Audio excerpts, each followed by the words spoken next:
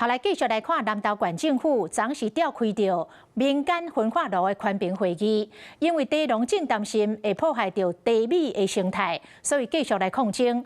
时代力量的发言人郑宇炎冒到现场，伫警察强制清场的过程当中，伊跋倒受伤。针对着县政府动用警力，伊是真不满。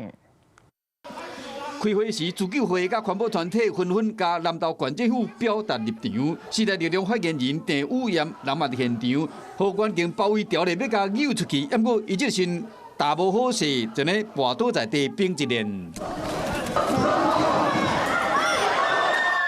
安尼一个半挺甲跪伫涂骹，过几啊分钟才慢慢爬起来。昨南投县政府开民间焚化炉的宽屏会议，场面有够混乱。郑宇炎和警方查出去的过程中有受伤。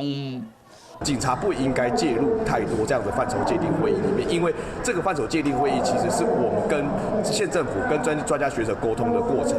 郑宇炎认为讲，面对和平抗争的自救会，南投县政府若无正面的回应，颠倒动用警力强制清场。警方表示讲，处理过程无问题。本分局考量现场状况及即时的危害性，过程中并无推挤或不当使用强制力之情势。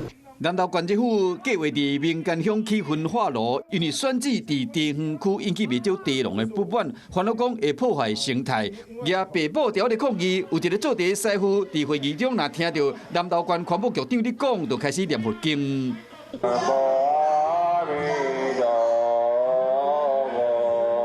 我有样学样，他做什么就做什么，他念经我就跟他念经，这样不是很对吗？